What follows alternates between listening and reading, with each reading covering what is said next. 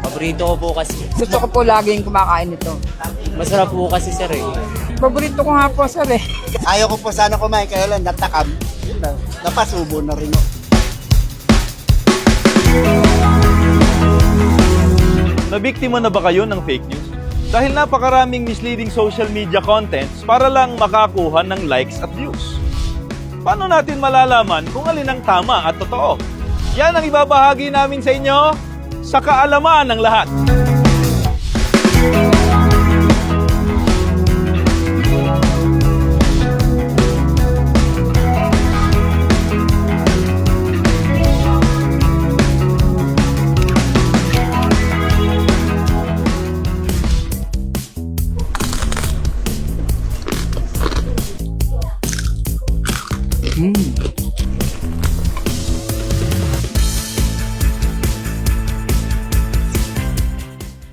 Alam niyo ba kung saan nagmula ang salitang mukbang?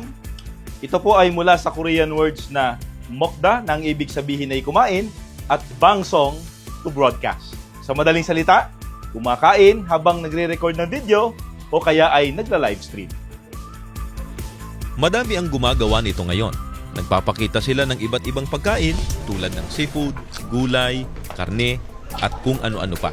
Ang twist, habang kumakain, kinakausap nila ang kanilang mga viewers online para mas engaging. Perfecto kung mahilig ka sa pagkain at makipag-bonding with your online friends.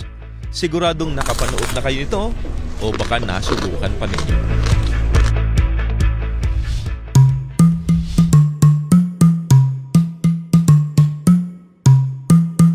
Pero alam nyo ba, sa dami ng masasarap na pagkain sa Pilipinas, may nag-top 10 na pinakapaborito ng mga Pinoy ayon sa isang website. Number 1 ang adobo, number 2 ang sinigang, number 3 ang sisig, number 4 ang bulalo, number 5 ang pinakbet, number 6 ang dinuguan, number 7 ang lechon, number 8 ang crispy pata, number 9 ang laing, at number 10 ang Bicol Express. Walang duda, masarap talagang kumain ang mga Pinoy. Isang tawag dito yung kawali. Ayaw ko po sana kumain, kaya lang natakam. Napasubo na rin. Ano in-order niyo po ngayon? Isang beef steak po. Bakit beef steak? Paborito ko po kasi. Kung napansin ninyo, sa top 10 list, nasa top 6 ang dinuguan. Isang classic na ulam na maraming nagkakagusto. Favorite ko to, diniguan. Gusto ko po laging kumakain ito. Ito lagi kong inuulam. Pero ang tanong, bakit nga ba paborito ito ng marami? Tara, pag-aralan natin. Sa kasaysayan ng buong mundo, ang mga ancient Greek ang naitalang pinakamatagal ng nagluluto gamit ang dugo ng hayop. Ang tawag nila rito ay melasomos o black soup na parang ancestor ng mga lutuin tulad ng dinuguan. Hindi lang dito sikat ang paggamit ng dugo sa pagkain, pati sa iba't ibang bahagi ng mundo. Meron ding blood sausage na patok sa Europa, Amerika at Asia. Dito sa Pampanga na tinaguri ang culinary capital of the Philippines dahil sa galing sa pagluluto ng mga Kapampangan ay naging kultura na ng mga taga rito ang pagsasalin-salin ng kanilang mga heirloom recipes sa iba't ibang henerasyon. At alam niyo ba na may sariling version ng dinuguan ang mga Kapampangan? Ito ay ang tintag. Sa marami pong mga pagsasaliksik at sa mga nare-report po na iba't ibang mga uri ng kaso, may mga nakikita po tayo na ang pagkain po ng ganitong klaseng pagkain ay nagdudulot ng iba't ibang uri ng tinatawag po natin zoonotic infection. Itong sinasabing zoonotic infection, ito po ay isang uri ng infeksyon na nagmumula po sa pagkain ng parte nga po ng isang hayop, itong pagkain po ng dugo. Dahil may mga microorganism, kabilang na rin dito yung tinatawag nating mga parasite na namumuhay po sa dugo ng isang hayop.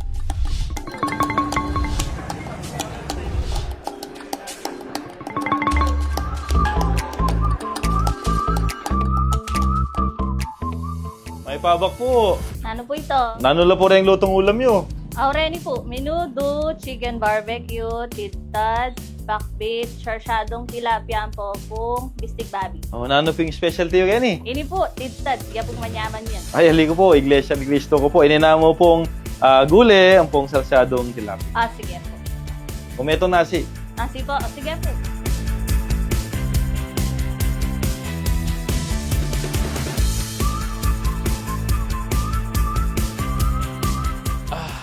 Busog ako dun ah. Talagang pagkalutong Kapampangan, manyaman. Pero teka, bakit nga ba hindi kumakain ang Iglesia ni Cristo ng dinuguan? Sabi nga ng iba, mura na, masarap pa. Sabi rin ng iba, pagka kinain mo naman daw, ay ilalabas mo rin naman. Ano nga ba ang batayan kung bakit hindi kumakain ang Iglesia ni Cristo ng dugo? Yan ang ating aalamin sa kaalaman ng lahat. Magandang araw po sa inyong lahat. Ipaglilingkod po namin sa inyo ngayon ang kasagutan sa karaniwang itinatanong sa amin kung bakit kaming mga kaanib sa Iglesia ni Cristo ay hindi po kumakain ng dugo o dinuguan o anumang pagkaing hinaluan ng dugo.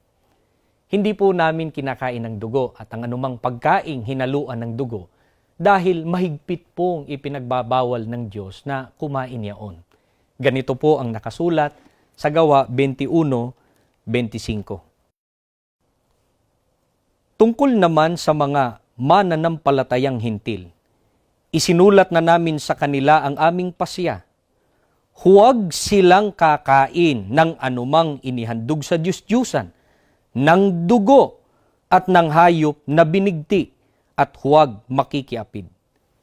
Maliwanag ang utos. Huwag silang kakain ng anumang inihandog sa Diyos-Diyusan, ng dugo at ng hayop na binigti. Kapag sinabi pong huwag, hindi po ba't ang ibig sabihin po noon ay bawal? Kaya hindi namin ito sariling kabawalan. Sinusunod lamang namin ang utos ng Diyos. At dahil sa ipinagbabawal ng Diyos ang pagkain ng dugo, nagkakasala po laban sa Diyos mismo ang sino mang kumakain nito. Gaano kabigat na kasalanan ang nagagawa ng sino mang kumakain ng dugo? Babasahin ko ang nakasulat dito sa Levitico 17:10.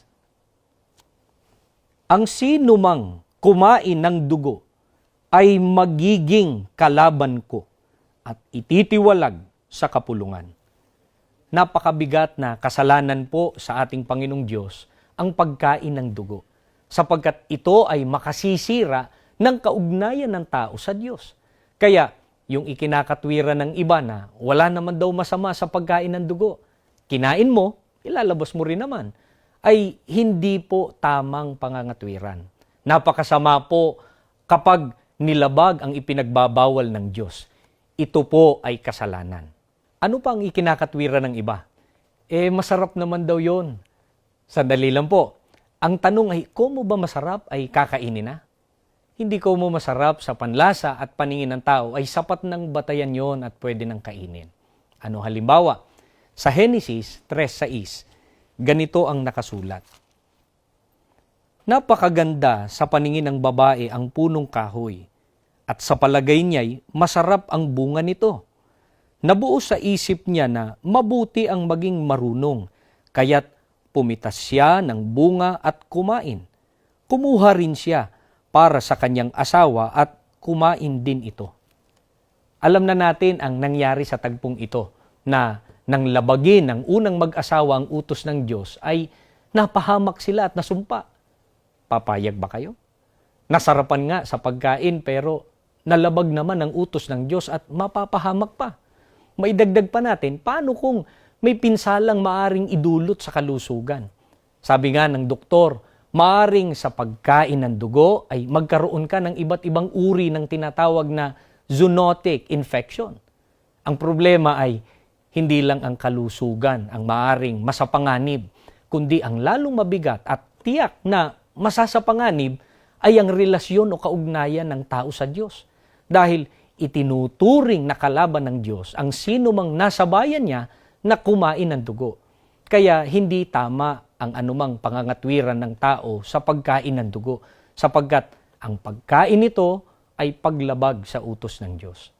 Hindi lamang iniutos ng Diyos na huwag kakain ng dugo, kundi itinakda pa niya ang kaparaanan ng pagtupad ng kanyang utos. Katunayan, ano ang ipinagagawa ng Diyos kung magkakatay ng hayop na kakainin? Ganito ang mababasa natin sa Levitico 17:12 hanggang 13. Kaya't aking sinabi sa mga anak ni Israel, sino man sa inyo ay huwag kakain ng dugo, ni ang taga-ibang bayan na nakikipamayan sa inyo ay huwag kakain ng dugo.